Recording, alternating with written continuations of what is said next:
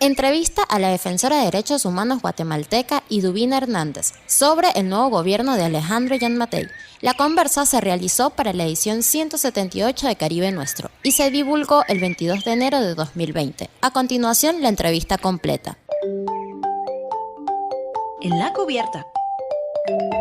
El pasado 14 de enero tomó posesión Alejandro Giammattei como nuevo presidente de Guatemala. Él resultó ganador en unas cuestionadas elecciones. Giammattei Ángel fue director del sistema carcelario guatemalteco entre 2005 y 2007. Vanessa, en su discurso inaugural, anunció una guerra frontal contra las maras e intentará reinstaurar la pena de muerte en esa nación. Para conocer más sobre este nuevo gobierno, nos venimos a las selvas guatemaltecas para conversar con Iduvina Hernández. Ella es una reconocida periodista y defensora de los derechos humanos. Iduvina, gracias por estos minutos para Caribe Nuestro. Comencemos. ¿Quién es Alejandro Giammattei y qué podemos esperar de su gobierno? Alejandro Giammattei es médico de profesión, aunque en todo el tiempo que se le conoce en la actividad pública nunca ha ejercido como tal. Su trabajo en la administración ha sido fundamentalmente, primero en el Tribunal Supremo Electoral, en el espacio, digamos, de coordinación logística de procesos electorales, en lo que resultó muy exitoso. Posteriormente, en el sistema penitenciario, cuando fue durante el gobierno de Óscar Berché, director general del sistema penitenciario, periodo durante el cual se produjo lo que se conoce como la masacre de Pavón, que consistió en un operativo en donde las autoridades afirman haber ingresado al centro penitenciario en aras de recuperar, dicen las autoridades, el control del mismo, de grupos que lo tenían bajo su gestión, grupos que operaban al margen de la ley. Esta operación, que se conoce como Operación Pavo Real, es como la denominaron las autoridades, derivó en la ejecución extrajudicial de al menos 7 privados de libertad. Está documentado que estas personas fueron sustraídas de las filas donde se encontraban ya cuando las autoridades de policía tenían control total sobre el centro penitenciario y luego aparecieron ejecutadas a balazos. Habían estado en las filas sin ropa, aparecen vestidas y la argumentación de las autoridades es que estas personas recibieron a la policía a balazos y por eso reaccionó.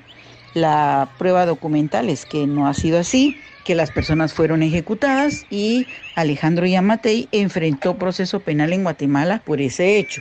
En virtud de la situación de cooptación que hay del sistema de justicia, Alejandro Giammattei fue finalmente exonerado, aunque estuvo cerca de 15 meses en prisión preventiva con medida sustitutiva, no en prisión pero ligado a proceso. A diferencia de Carlos Bielman, que huyó del país, que era el ministro de Gobernación, enfrentó proceso en España por estos hechos, al igual que Erwin Sperensen, que era el director general de la Policía Nacional Civil, quien en 2 ocasiones ha sido sentenciado en tribunales de Suiza por estos hechos. Giammattei, por el contrario, pues se quedó en el país, enfrentó el sistema nacional y terminó exonerado por estos hechos. Desde el punto de vista de su formación política, es un hombre políticamente conservador, pero además con enormes rasgos de autoritarismo. Él prácticamente desconoce las elementales formas democráticas y su estilo de actuar y de hacer gestión es no solo con aires, digamos, de ira, de gritería, sino también con acciones concretas de autoritarismo. Su discurso en el acto de toma de posesión es más que elocuente con respecto a esto. Habla a gritos se refiere ante el público cuando está jurando para el cargo de presidente de la República. En menos de 48 horas después de haber asumido la presidencia de la República, declara un estado de excepción en 2 municipios del país. Argumenta que esto es para resolver la situación de seguridad por la presencia de maras y pandillas en la zona, supuestamente, pero que territorialmente coincide con la presencia también en esa zona territorial de la cementera Cementos Progreso, una de las principales empresas financistas de su campaña. De su gobierno, ¿qué se puede esperar? Ha hecho cosas que la gente aplaude, como reanudar las relaciones con el Reino de Suecia, revertir los nombramientos de la repudiada ex canciller Sandra Jovel, anular el acuerdo ministerial que ella había elaborado para relativamente blindar a las personas que nombró en el último momento, pero en la práctica otras acciones como la realizada este lunes 20 de enero durante una actividad en la que se quejó contra un periodista que había publicado al menos 3 reportajes sobre el origen de su financiamiento, sobre el equipo de asesores y de estrategas que ha estado alrededor de él, y prácticamente lanzó una amenaza contra el periodista Marvin del Cid, quien hizo estas publicaciones. Entonces tenemos ante nosotros a un hombre que le gusta dar golpes de efecto mediáticos para ganar respaldo social, pero que en la práctica no marca una actitud de fidelidad a la democracia, ni mucho menos a las formas y a las normas de esta. Un tipo conservador de expresiones de la ultraderecha, rodeado de militares comprometidos en graves violaciones a derechos humanos y todavía vinculados a los aparatos de inteligencia militar en Guatemala. Y Dubina, ¿Qué país recibe esta nueva administración? a tu juicio, ¿cuáles son los problemas más urgentes de la sociedad guatemalteca? Alejandro Yamatei recibe un país quebrado en el sentido institucional, puesto que el gobierno de Jimmy Morales dejó a Guatemala en una ruina de la institucionalidad y el respeto a la actividad democrática.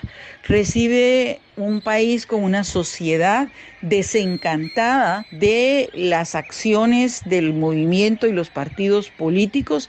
Recibe un país con una sociedad prácticamente atemorizada por la situación de violencia, dispuesta a ceder el ejercicio de sus derechos en aras de conseguir esa falsa sensación de seguridad que acciones efectistas y de autoritarismo le pueden dar.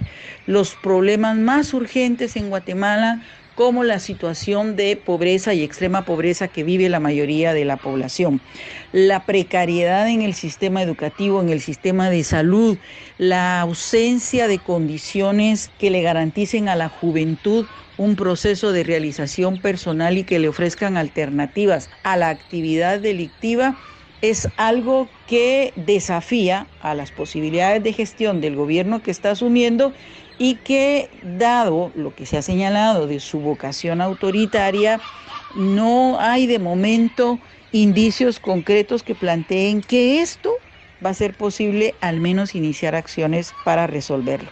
Creo que con el tiempo transcurrido, el gobierno de Alejandro Yamatei bien podría haber dado muestras de que va en una ruta distinta, pero desde quienes le apoyan y le respaldan a su alrededor hasta las acciones que ha realizado, nos dan a entender que poco o nada hará para que esto cambie. ¿Y Dubina, crees que finalmente se aprobará la polémica ley de amnistía de Guatemala? Sobre las leyes regresivas, siguen siendo una amenaza en general para la sociedad. Creemos que con el actual Congreso es un poco más difícil para los sectores interesados en aprobarla, en que ésta logre llegar a buen fin, pero no sabemos cómo se moverán las fuerzas en el Congreso, considerando que el régimen de Alejandro Yamatei se inauguró precisamente mediante la práctica nefasta de la compra de votos y voluntades para la elección de junta directiva, de manera que esto vemos que puede seguir en el Congreso y por esa vía pues esta ley es como la ley de amnistía que buscaría ofrecerle libertad a perpetradores de graves violaciones a derechos humanos, podría de nuevo ser llevada a discusión y hacer el intento de que fuera aprobada. Es decir, sigue siendo una amenaza latente y sigue existiendo el riesgo de que sea aprobada, pero probablemente con menos posibilidades de las que en algún momento tuvo la anterior legislatura, que estuvo efectivamente a punto de lograr que la misma fuese aprobada. Es muy importante lo que está diciendo Idubina. Ahora, ya para terminar, en el escenario internacional, ¿qué podemos esperar del gobierno de Yamatei? Sobre la política internacional, esperar mejores formas diplomáticas, particularmente por el cuerpo de viceministros que acompañan al canciller Brolo, en el sentido de cuidar mejor las formas de lo que hizo Sandra Jovel. Pero en materia de contenido, no va a variar en cuanto a un respaldo a políticas como la de Donald Trump. El hecho de que se inaugura declarando rompimiento de relaciones con Venezuela, por ejemplo, responde obviamente a una reacción visceral por la situación que vivió cuando intentó ingresar a Venezuela como presidente electo de Guatemala, pero utilizando un pasaporte italiano y sin haber notificado a las autoridades, declarando abiertamente que iba a entrevistarse con señor Guaidó. De manera que pareciera un hecho premeditado para que se diera lo que se dio, que fue retenido y posteriormente expulsado del país, en el caso de Venezuela, pero que le abrió las puertas a una mejor relación con el gobierno estadounidense. Creemos que va a ir por ese lado. No vemos que vaya a tener una política fuerte de búsqueda de la integración regional centroamericana por la vía de procura de acciones positivas, de mejoramiento de la situación, pero sí de acciones concertadas y en alianza con algunos gobiernos que pudieran significarle mantener y ampliar su respaldo que ya ha venido obteniendo de la administración de Donald Trump en Estados Unidos. Muchas gracias, Iduvina, por estos minutos para Caribe Nuestro. Conversábamos con Iduvina Hernández. Ella es una reconocida periodista y defensora de derechos humanos. Con ella hablábamos sobre sus expectativas frente al nuevo gobierno de Guatemala, de Alejandro Giammattei. ¡Cierra la vista! Escuchaba a la defensora de derechos humanos guatemalteca Iduvina Hernández sobre el nuevo gobierno de Alejandro Giammattei. La conversa se realizó para la edición 178 de Caribe Nuestro y se divulgó el 22 de enero de 2020.